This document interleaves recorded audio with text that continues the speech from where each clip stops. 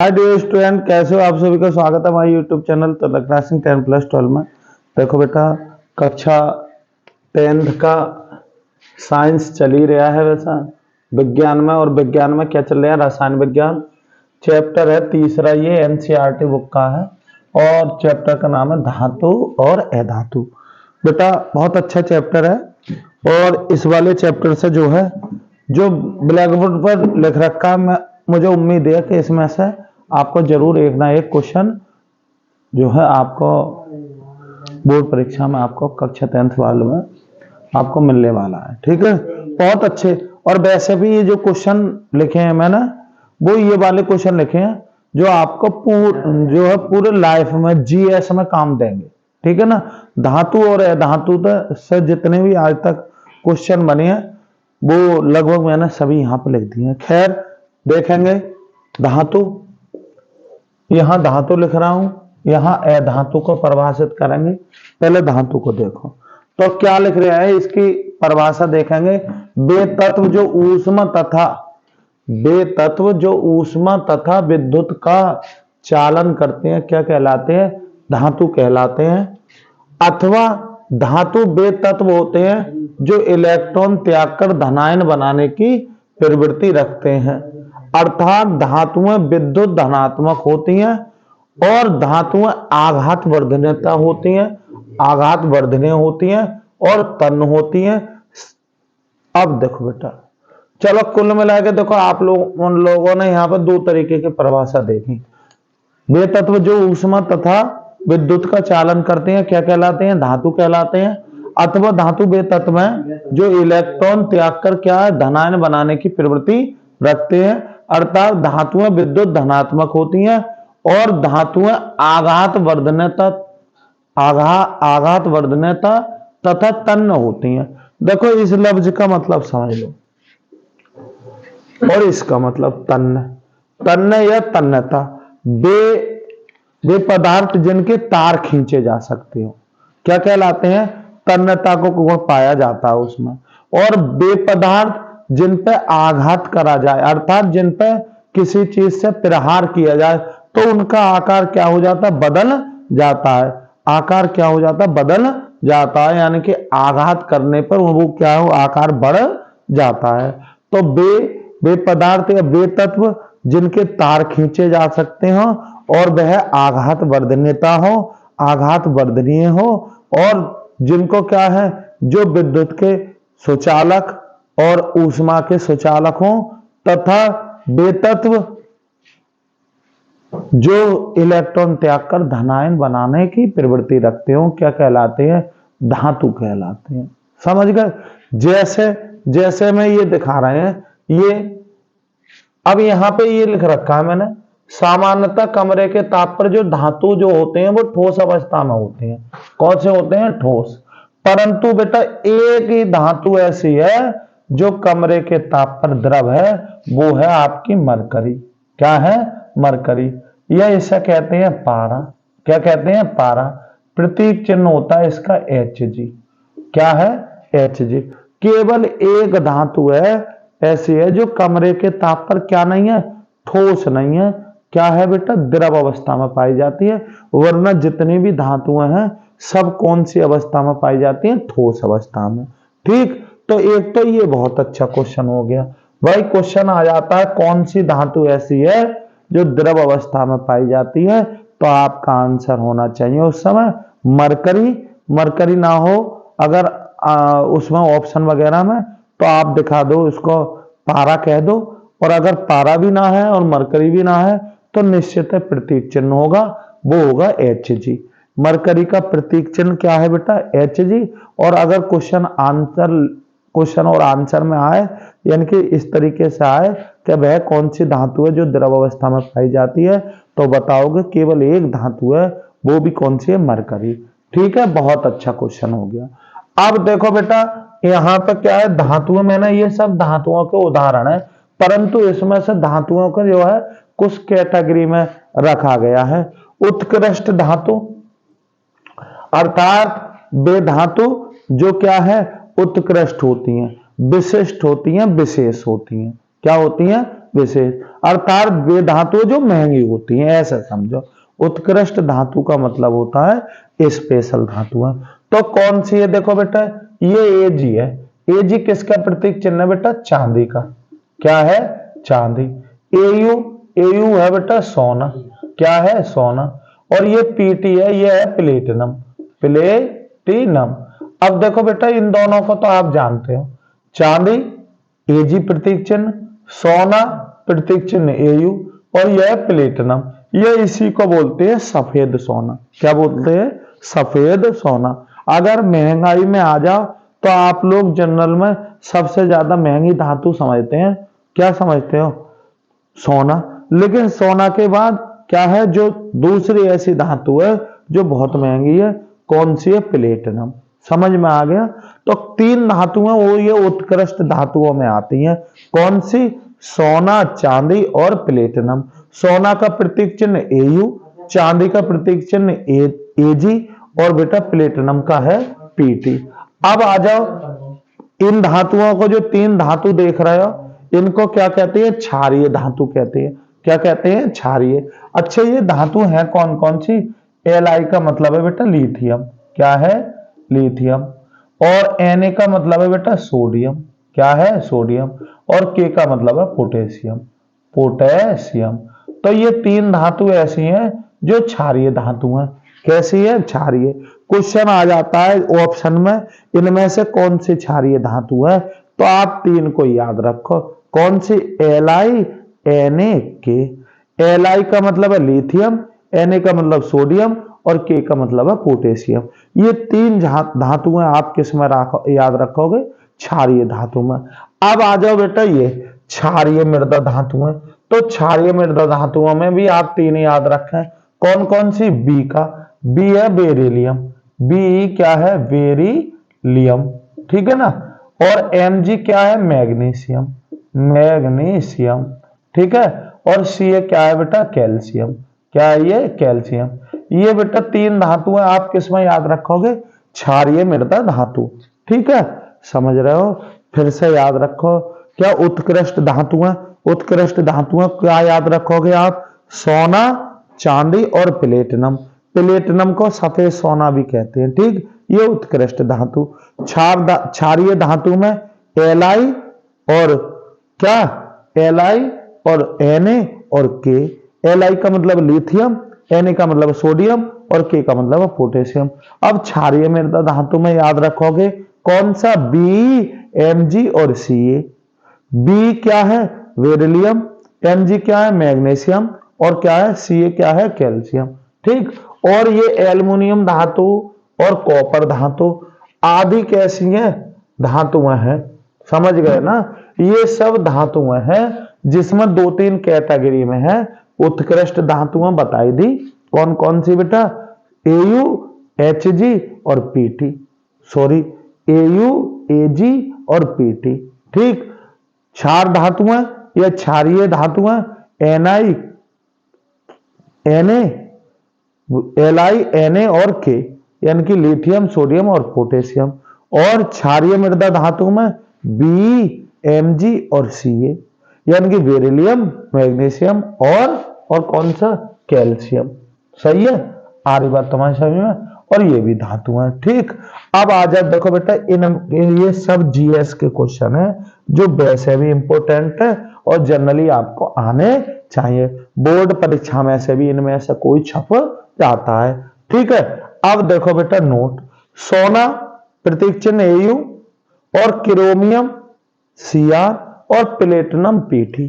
देखो इसके से दो से तो परिचित हो गए आप, सोना Au और प्लेटिनम Pt। सफेद सोना भी बोलते हैं प्लेटिनम को, समझ गए, क्या बोलते हैं, प्लेटिनम को सफेद सोना। और ये क्या है बेटा, क्रोमियम। क्रोमियम का प्रतीक चिन्ह C बड़ा और R छोटा, C और R होता है। ये क्या है बेटा, क्रोमियम का प्रतीक चिन्ह। तो सोना, क्रोमियम और प्लेटिनम, यानी कि Au, Cr और Pt ऐसी धातुएं हैं जिन पर सरलता से क्या नहीं लगती बेटा, जंग नहीं लगती। अर्थात यदि जैसे मान लो सपोज करो आप लोहा कहीं डालाते हो तो पता है क्या, 10-5 साल बाद वो क्या हो जाएगा, खत्म हो जाएगा, सब मिट्टी बन जाएगा। कैसे?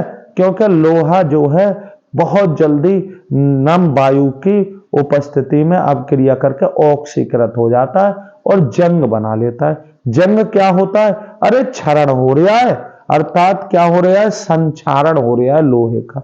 जंग लगना संक्षारण का उदाहरण है, लोहे पर जंग लगना।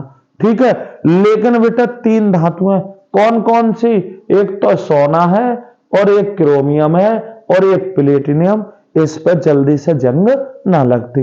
ना मानो तो इसका वो कर लो, आप प्रयोग करके देख लो। क्या है? यदि सोने को कहीं डाल दोगे तो 50 साल 100 साल बाद अगर आपको पता लग जाए कि हमने यहाँ सोना रखा है, तो आप फिर बाद में उस समय देखोगे सोने जैसे का तैसा रहेगा, यानी कि उस पर कुछ भी उस खराब नहीं हुआ, साफ करके फिर वैसे का वैसा हो। लेकिन जहां डालो ना मुझे बता दियो तुम, सही है, थोड़ी सी ज्यादा मात्रा में डाल दियो। ठीक है, इधर देखेंगे, देखो सोना और क्रोमियम और प्लेटिनम ऐसी धातु हैं जिन पर सरलता से जंग नहीं लगती। बहुत अच्छा पॉइंट हुआ। ठीक, अच्छा आ जाओ बेटा, सभी जो धातुएं हैं ना वो विद्युत और ऊष्मा की सुचालक होती हैं, परंतु अपवाद हर जगह है। सही है ना, अच्छे के साथ कोई ना कोई बुरा जरूर होता है। तो उसमें ये वाली एक लेड कौन सा है, जिसका प्रतीक चिन्ह है पीवी, इसे सीसा भी बोलते हैं। ये एक ऐसी धातु है जो ऊष्मा की क्या है बेटा, कुचालक है। ये ऊष्मा के सुचालक नहीं है।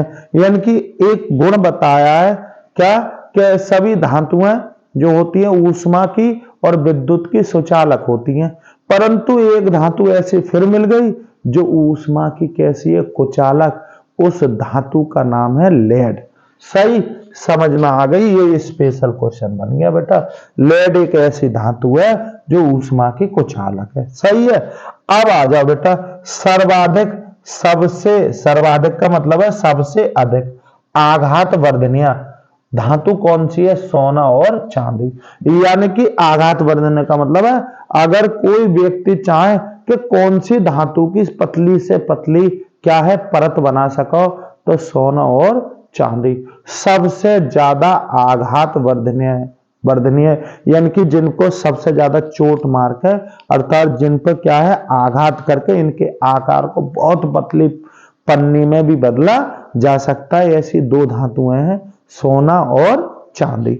सही, तो यहां लिखा है सर्वाधिक आघात वर्धक धातु कौन सी है? सोना और चांदी। ठीक, अब सबसे अधिक तन्य धातु, यही धातु वो वाली है जो सबसे अधिक क्या है, यानी कि भाई जैसा कि लिखा हुआ है।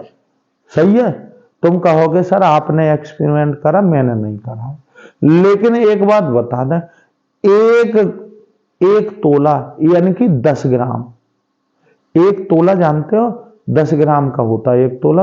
एक तोला सोने से 5 किलोमीटर लंबा तार खींचा जा सकता है। यानी कि एक तोला जो सोना होता है उसको 5 किलोमीटर लंबा तार खींचा जा सकता है, इतनी तन्यता होती है किसमें? सोने में। चलो खैर कोई बात ना, हमें यहां देखना है सबसे अधिक तन्य धातुएं, तो बेटे कौन कौन सी हैं? सोना और चांदी सबसे अधिक तन्यता धातुएं, तन्य धातुएं। सही है। अब आ जाओ बेटा सबसे अधिक सुचालक। अब सबसे अधिक सुचालक में बेटा कॉपर है, एल्यूमिनियम है और बेटा चांदी है, और कौन सा है? सोना। सोना और चांदी तो उत्कृष्ट है बेटा। क्या है? सोना और चांदी। दरअसल में हम इनसे परिचित हैं। दरअसल में जो हमारे घरों में वायरिंग हो रही है या तो कॉपर की हो रही होगी या एल्यूमिनियम की, या फिर भैया अगर आपने कभी पुराने टाइम से अगर हो रखी है तो हो सके कि लोहे की भी हो। ठीक, लेकिन ध्यान रखना सबसे अच्छे सुचालक हैं, सबसे अच्छे सुचालक ऊष्मा और विद्युत के, तो वो बेटा 4 धातुएं हैं, सोना, चांदी, तांबा और एल्यूमिनियम। ये तांबा को ही कॉपर बोलते हैं। क्या बोलते हैं? कॉपर। कॉपर का प्रतीक चिन्ह होता है Cu और एल्युमिनियम का होता है Al, चांदी का आपको पता ही होगा Ag, और सोने का हो गया बेटा Au। ठीक है, तो सबसे अच्छी सुचालक है, सुचालक धातुएं हैं कॉपर, एल्युमिनियम, चांदी और सोना। ठीक है, समझ रहे हो। देखो अब देखो, ये देखो कितना बढ़िया लेटेस्ट क्वेश्चन है, बहुत बढ़िया। चाकू द्वारा काटे जा सकने वाली धातुएं। अरे बेटा धातु तो बहुत कठोर होती है, लोहे को काट कर देखना आप, कट जाएगा क्या? नहीं। क्यों? क्योंकि धातुएं बहुत ज्यादा कैसी होती है? कठोर। लेकिन यहाँ पे भी अपवाद है, यानी कि कुछ धातुएं इतनी मुलायम है कि उन्हें किससे, चाकू से भी काटा जा सकता है। तो हमें उनके नाम याद होने चाहिए। तो देखो, चाकू द्वारा काटे जा सकने वाली धातुएं कौन कौन सी हैं बेटा? ये सोडियम, मैग्नीशियम, पोटेशियम और मैग्नीशियम। यह सोडियम, मैग्नीशियम और पोटेशियम। सोडियम का प्रतीक चिन्ह होता है N बड़ा और A छोटा। ठीक है, पोटेशियम का होता है K, मैग्नीशियम का है Mg। तो ये वो वाली धातु है बेटा जो क्या है, चाकू से भी काटी जा सकती हैं, इतनी मुलायम होती हैं, इतनी मृदु होती हैं। क्या होती है? मृदु। ठीक है, तो काटू यहाँ पे देख रखा है, चाकू से काटे जा सकने वाली धातुएं कौन सी हैं? 3 धातुएं ऐसी हैं जिन्हें आप चाकू से भी काट सकते हो। कौन कौन सी? अरे सोडियम, पोटेशियम, मैग्नीशियम। सोडियम का प्रतीक चिन्ह Na, पोटेशियम का K और मैग्नीशियम का Mg। सही, बहुत अच्छा क्वेश्चन है। चाकू द्वारा काटे जा सकने वाली धातु सोडियम, पोटेशियम और मैग्नीशियम। आ जाओ बेटा, क्या कह रहे हैं? निम्न गलनांक वाली धातुएं। तो दरअसल में जितनी भी धातुएं सब उच्च गलनांक वाली होती हैं, लेकिन उसमें ही कौन सी? ये सोडियम और पोटेशियम, जिनको चाकू से भी काटा जा सकता था, ये निम्न गलनांक। निम्न गलनांक का मतलब है बहुत कम टेम्परेचर पे ही गलने लगती। सही है ना? क्या होता है? देखो बेटा, कौन सी बता रहे थे? ये बहुत, वैसे तो सभी धातुएं आप लोग जानते हो उच्च गलनांक वाली होती हैं, लेकिन ये धातुएं कैसी हैं बेटा? ये जो धातुएं हैं वो निम्न गलनांक की होती हैं। कौन सी? सोडियम और पोटेशियम। समझ में आ गई होगी बात। अब देखो, ये और ज्यादा बढ़िया क्वेश्चन है। कौन सा? अरे यहाँ पे ऐसी धातु जिसको क्या है, हथेली पे भी रख दोगे तो भी गल जाएगी। किसी ने सोचा ना होगा कि कोई ऐसी भी धातु की खोज कर सके। ठीक, वो धातु का नाम बहुत स्पेशल याद रखो। ऐसी धातु जो हथेली पर रखने पर भी क्या हो जाती है? गल जाती है, पिघल जाती है। तो उस धातु का नाम दिखा रहा हूं बेटा, उसका नाम है गैलियम। क्या है? गैलियम एक ऐसी धातु है, प्रतीक चिन्ह होता है Ga। क्या होता है? Ga। अर्थात गैलियम एक ऐसी धातु है जो हथेली पर रखने से भी क्या होती है? पिघल जाती है। ध्यान रखना, बहुत इंपॉर्टेंट क्वेश्चन है ये वाला। गैलियम एक ऐसी धातु है जिसे क्या है, हथेली पर भी रखोगे तो पिघल जाएगी। और आओ बेटा, देखो सोडियम धातु बहुत क्या होती है? ये जो सोडियम धातु है बहुत कैसी होती है? क्रियाशील होती है। सोडियम धातु, अगर आपने सोडियम का धातु का यदि टुकड़ा जेब में रख लिया और जरा सा पसीना भी आ गया, यानी कि नम वायु में भी जलने लगती है। अगर नमी युक्त, नमी का मतलब है जिसमें पानी की थोड़ी सी मात्रा हो, ठीक है, तो यदि उसके संपर्क में आई तो सोडियम धातु क्या हो जाएगी? जल जाएगी। अगर आपने जेब में रख ली और अंदर से थोड़ा सा भी पसीना आ गया, समझ लो जल जाएगी। तो ऐसी धातु, सोडियम बहुत क्रियाशील धातु है, इसे केरोसिन अर्थात मिट्टी के तेल में रखा जाता है। क्वेश्चन बहुत बढ़िया वाला है ये। क्या? सोडियम को किस में रखा जाता है? तो हम बताएंगे उस समय रखा जाता है मिट्टी के तेल में। अब मिट्टी के तेल का दूसरा नाम है केरोसिन। क्या है? केरोसिन। इसी प्रकार बेटा कौन सी धातु? पोटेशियम।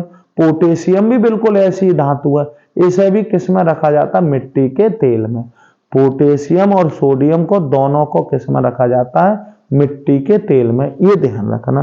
तो सोडियम बहुत क्रियाशील धातु है, इसे क्या है? केरोसिन अर्थात मिट्टी के तेल में रखा जाता है। क्यों रखा जाता है? अरे पानी से बचाव के लिए, जल से बचाव, क्योंकि ये जल से अवक्रिया करके तुरंत क्या हो जाती है? जल जाती है। इसलिए सोडियम को किस में रखा जाता है बेटा? केरोसिन में। ठीक, अब देखो बेटा ये वाला, ये हाई स्कूल में तुम्हारा जैसे का तैसा छप जाता है कि धातुओं के ऑक्साइड होते हैं। तो धातुओं के जो ऑक्साइड होते हैं वो बेटा क्षारीय होते हैं। धातु के ऑक्साइड, धातु कोई सी भी हो, जैसे Na2O, ये सोडियम ऑक्साइड है। किसका सूत्र है बेटा? सोडियम ऑक्साइड, सोडियम ऑक्साइड है। ठीक है, ये क्या है? Potassium oxide. क्या है बेटा? K2O और Na2O या CaO, ये सब कौन से हैं? ये धातु तो हैं। अरे ये कैल्शियम है, ये पोटेशियम है, ये सोडियम। सोडियम का ऑक्साइड है, पोटेशियम का ऑक्साइड है और कैल्शियम का ऑक्साइड है। समझ रहे हो ना? तो जो धातुओं के जो ऑक्साइड होते हैं वो बेटा क्षारीय प्रकृति के होते हैं। कैसे होते हैं? क्षारीय प्रकृति। परंतु हम जानते हैं ऐसे बेटा क्षारीय होते हैं, ऐसे ही अम्लीय होंगे। लेकिन कुछ ऑक्साइड ऐसे होते हैं जो पता है दोनों के गुण प्रदर्शित करें, अम्लीय भी और क्षारीय, तो उनको बोलते हैं उभयधर्मी ऑक्साइड।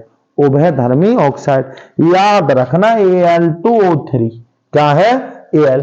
क्यों ये Al2O3 का क्या है? अरे एल्युमिनियम का आप जानते हो 3 पॉजिटिव और O का होता है 2 नेगेटिव। जब सूत्र बनाओगे तो ये यहां और ये यहां, तो Al2O3 होल, ये Al2O3 यानी कि ये है एल्यूमिनियम, एल्यूमिनियम और क्या है बेटा? ऑक्साइड। क्या है ये? Aluminium oxide. समझ रहे हो ना? एल्युमिनियम ऑक्साइड है जो कि क्या है बेटा? एक क्या है? ये उभयधर्मी ऑक्साइड है। ये जरूर याद रखना। इसी प्रकार जिंक का ऑक्साइड भी कैसा है? उभयधर्मी। ये दोनों ऑक्साइड याद रखेंगे क्योंकि बहुत इंपॉर्टेंट है। धातुएं आप परिचित हो ही जाएंगे पूरी तरीके से, ये धातु भी हो जाएंगे। फिर आप परिभाषा से बता देंगे कि धातुओं के ऑक्साइड क्षारीय होते हैं, लेकिन ये भी तो धातु है। अरे एल्युमिनियम भी धातु है और जिंक भी धातु है। ये एल्युमिनियम का ऑक्साइड है, ये जिंक का ऑक्साइड है।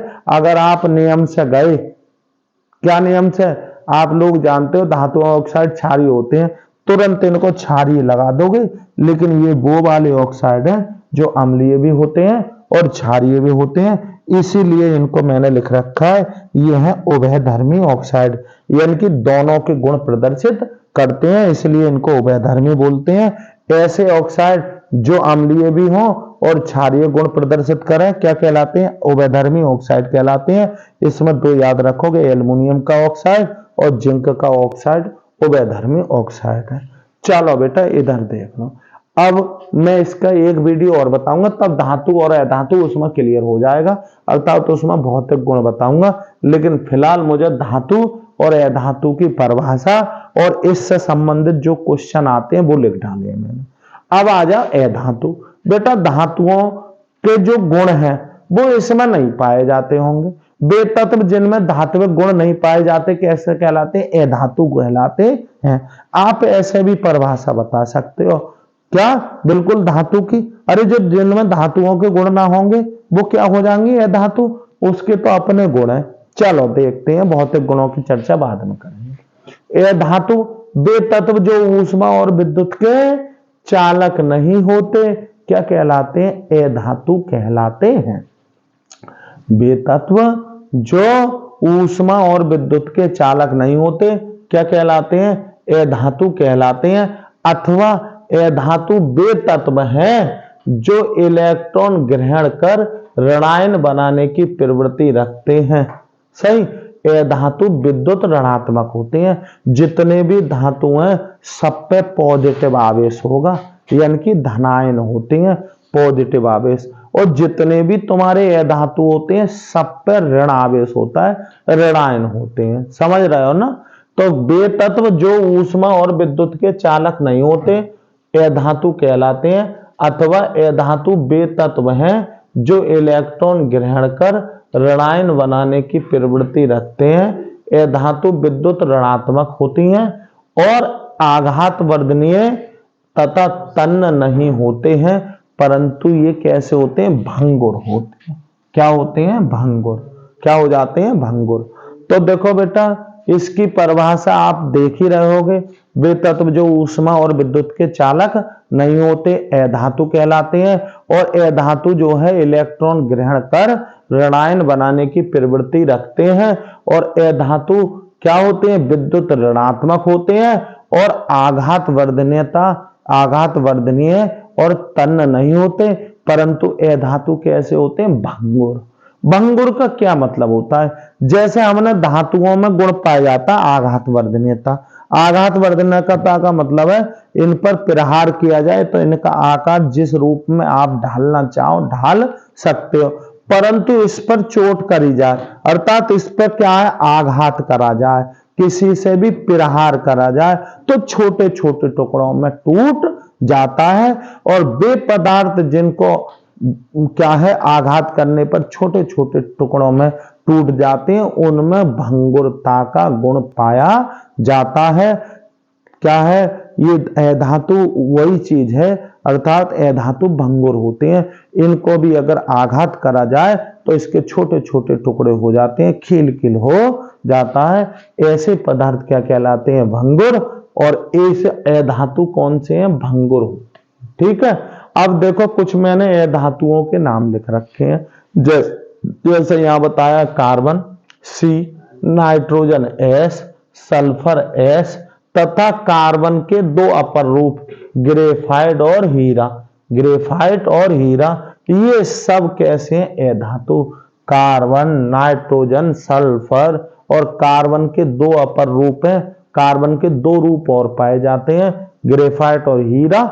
ये सब कैसे है बेटा? अधातु में। कैसे है ये? अधातु। अब आ जाए, देखो इससे भी संबंधित क्वेश्चन है। अधातुओं में कोई चमक नहीं होती, अर्थात इसमें कोई विशेष चमक ना होती, लेकिन धातुओं में विशेष चमक होती है। सही है। वह ध्वनि उत्पन्न करते हैं, ये ध्वनि उत्पन्न नहीं करते। मैं अभी अंतर बताऊंगा कैसे, लेकिन फिलहाल देखेंगे अधातुओं में कोई विशेष चमक नहीं होती। सभी जो अधातु हैं उनमें कोई विशेष चमक नहीं होती, लेकिन फिर भी दो अधातु ऐसी होती हैं जिनमें चमक होती है। कौन सी? आयोडीन और ग्रेफाइट दो ऐसी अधातुएं हैं जो चमकीले होते हैं। सही। अधातु सामान्यतः पता तीनों अवस्थाओं में पाई जाती हैं। कौन सी में? ठोस में, द्रव में और गैस में। अब ठोस में तो ये सब समझो, क्या? कार्बन और बेटा सल्फर ये ठोस में आ जाएंगे। जितनी भी गैसें हैं सब किस में आ जाएंगी? गैस अवस्था में आ जाएंगी। जितनी भी गैसें हैं सब अधातु हैं, चाहे ऑक्सीजन, चाहे हाइड्रोजन गैस, या जिसके नाम के पीछे गैस लग रहा है समझ लो क्या है? अधातु। तो जो अधातु है वो सामान्यतः तीनों अवस्था में पाई जाती है, लेकिन ध्यान रखेंगे किसमें? ठोस और किसमें पाई जाती हैं? ये ठोस और गैस में पाई जाती है। मात्र केवल एक अधातु ऐसी है जो द्रव अवस्था में पाई जाती है, उसका नाम आपको स्पेशल में याद रखेंगे। यहां पे ये बताया, परंतु यहां बताया अधातु सामान्यतः ठोस, द्रव, गैस रूप में पाए जाते हैं, परंतु ब्रोमीन मात्र केवल एक अधातु, ब्रोमीन एक ऐसी अधातु है जो द्रव अवस्था में पाई जाती है। देखो बेटे, एक अधातु और एक धातु ही ऐसी है जो द्रव अवस्था में। धातु कौन सा? पारा द्रव अवस्था में पाया जाता है। इसी तरीके से आपका ये जो ब्रोमीन है वो भी किस में पाई जाती है? द्रव अवस्था में। ठीक है, बहुत अच्छा पॉइंट है। ठीक, अब आ जाओ बेटा, सभी अधातु विद्युत और ऊष्मा की कैसी होती हैं? कुचालक। अरे परिभाषा में दे रखा है। वे तत्व जो विद्युत और ऊष्मा के कैसे होते हैं? कुचालक। क्या कहलाते हैं? अधातु। तो सभी धातुएं विद्युत और ऊष्मा की कुचालक होती हैं, परंतु कौन सी? ग्रेफाइट मात्र एक ऐसी धातु है जो विद्युत की क्या है, चालक। तो क्वेश्चन यहीं पे बन जाता है, वह धातु जो विद्युत की क्या है बेटा, चालक है, कौन सी है? तो आप बताओगे ग्रेफाइट एक ऐसी धातु है जो है तो है धातु, परंतु विद्युत की कैसी है, चालक है। क्या है? ऐसे ही धातुओं में बताया था मैंने, धातुओं में बताया था सभी धातुएं विद्युत और ऊष्मा की कैसी होती हैं, चालक। लेकिन वहां भी एक पारा एक ऐसी धातु थी, पारा एक ऐसी धातु है जो किसमें, जो बेटा ऊष्मा का चालन नहीं करती। ठीक है, कौन सा, प्लेट, वो यहां पर कौन सी धातु थी, जो लेड, कौन सी, लेड एक ऐसी धातु है, पीवी एक ऐसी धातु है जो ऊष्मा की कुचालक है। और यहां बताया है कि एक धातु एक ऐसी है जो विद्युत की चालक है। तो कौन सी है बेटा, विद्युत की चालक कौन है? अरे ग्रेफाइट ही तो है। यहां बताया सभी धातु विद्युत और ऊष्मा की कुचालक होती हैं, परंतु ग्रेफाइट मात्र एक ऐसी धातु है जो विद्युत की कैसी है, चालक है। ठीक, अब देखो बेटा, ये अगर धातुओं में पाओगे तो धातुओं में बेटा देखो, वैसे तो सभी धातुओं में एक गुण पाया जाता है, मृदु। मृदु का मतलब होता है कमजोर। कैसी होती हैं ये, मृदु होती हैं। मृदु और दो कठोर, दो लफ्ज हैं। देखो ये जो जितनी भी धातुएं हैं सामान्यतः कैसी होती है, मृदु। लेकिन एक धातु एक ऐसी है जो दुनिया की सबसे ज्यादा कठोर धातु है, यानी कि सबसे ज्यादा कठोर पदार्थों में उसकी गिनती आती है, वो है बेटा हीरा। क्या है, हीरा। हीरा सबसे ज्यादा कठोर पदार्थ है, समझ रहे हो। हालांकि ये कैसा है, हीरा भी एक धातु है। तो सभी जो धातु होती हैं वो मृदु होती हैं, परंतु एक धातु ऐसी है जो दुनिया का सबसे ज्यादा कठोर पदार्थ है, कौन सा, हीरा। तो यहां लिख रखा है ये सामान्यतः मृदु होती हैं, यानी कि यह धातु सामान्यतः मृदु होती हैं। अब आ जाओ बेटा ये वाला और ये वाला पॉइंट, सीधे छपने वाला सवाल है। ये बहुत बार सीधे छपा हुआ है, इसीलिए मैंने यहां पे लिख रखा है। धातुओं के ऑक्साइड अम्लीय प्रकृति के होते हैं, क्षारीय। उसके धातुओं के ऑक्साइड कैसे होते हैं, क्षारीय। इसके धातुओं के ऑक्साइड कैसे होते हैं, अम्लीय। अब कौन कौन से, जैसे SO2, S क्या है, सल्फर, दो के लिए डाई बोलेंगे और ये हो जाएगा ऑक्साइड। तो सल्फर का ऑक्साइड कैसा है बेटा, ये अम्लीय है। ऐसे ही P2O5, फॉस्फोरस का ऑक्साइड, किसका, फॉस्फोरस का ऑक्साइड भी कैसा है बेटा, P2O5 भी कैसा है, अम्लीय। ऐसे ही बेटा CO2 क्या होता है, CO2 कार्बन का ऑक्साइड। तो जितनी हमारी धातुएं हैं सबके क्या है, ऑक्साइड कैसे होते हैं, अम्लीय। याद रखना ये क्वेश्चन बहुत आता है, क्वेश्चन में ऐसे दे रखा होगा निम्न में से कौन सा अम्लीय ऑक्साइड है, तो निश्चित है SO2 मिलेगा। ठीक, अब आ जाओ बेटा, अब यहाँ पे ये क्वेश्चन मैंने एक GS का डाल दिया, सही है। क्या है बेटा, अर्ध ज्वलित ईंधन में पाई जाती है। तो दरअसल में कोई भी पदार्थ कार्बनिक जलता है तो कार्बन डाइऑक्साइड और जल हो जाता है। जलने पर कितने रूपों में विभाजित हो जाता है, कोई भी हाइड्रोकार्बन जब जलाओगे तो CO2 और H2O बनेगा, यानी कि कार्बन डाइऑक्साइड और कैसी, और क्या बनेगा, जल। लेकिन अर्ध ज्वलित यानी कि जब आधा जला हो, जैसे घरों में जब कोई चीज जलाई जाए बेटा, अब तो सबके यहाँ पर गैस सिलेंडर है। दरअसल में कभी किसी के यहाँ ये देखो चूल्हा जल रहा हो जिसमें ईंधन, घरेलू ईंधन जलाया जा रहा हो, और कैसा हो, अर्ध जलित हो, यानी कि पूरी तरीके से ना जला हो, तो उसमें जो गैस बनती है वो CO बनती है, कार्बन मोनोऑक्साइड। इस CO का नाम क्या है, कार्बन मोनोऑक्साइड, कार्बन मोनोऑक्साइड। ये बेटा इसका, ये कौन सी गैस है, कार्बन मोनोऑक्साइड। जितने भी ऑटोमोबाइल्स है, मोटरसाइकिल वगैरह, किसी के भी धुआं में यही पाया जाता कार्बन मोनोऑक्साइड। और ये हमारे ब्लड में पाए जाने वाले पार्टिकल किससे, हीमोग्लोबिन से क्रिया कर लेता है, उसकी क्रियाविधि को, उसकी क्रियाशीलता को कम कर देता है। और हीमोग्लोबिन का क्या कार्य है शरीर में? बेटा ऑक्सीजन का प्रवाह सभी कोशिकाओं में ब्लड के उस पार्टिकल से तो हो रहा है, किससे? हीमोग्लोबिन से। ठीक है, जो ऑक्सीजन का प्रवाह हमारे शरीर की प्रत्येक कोशिका में हो रहा है, वो किससे हो रहा है? ब्लड में पाए जाने वाले कौन से रेड पार्टिकल यानी कि लाल कण, कौन सा? हीमोग्लोबिन से ही तो पाया जाता है। खून का जो रंग है लाल होने का कारण भी तो क्या है? हीमोग्लोबिन। तो ये हीमोग्लोबिन की क्रियाशीलता को नष्ट करने की कोशिश करता है। अब बताओ बेटा, किसी के शरीर को यदि ऑक्सीजन ना मिलेगी तो क्या होगा? अरे उसका दम घुट जाएगा, दम घुटने लगेगा। इसीलिए इस गैस को बोलते हैं दम घोटू गैस। क्या बोलते हैं? दम। CO में अगर किसी को धुआं में ही रख दिया जाए ना, कुछ करने की जरूरत ना, बेचारा ऑटोमेटिक ऊपर वाले को प्यारा हो जाएगा। समझ गए? तो इस गैस का नाम है कार्बन मोनोऑक्साइड। ठीक, इसे दम घोटू गैस भी कहते हैं।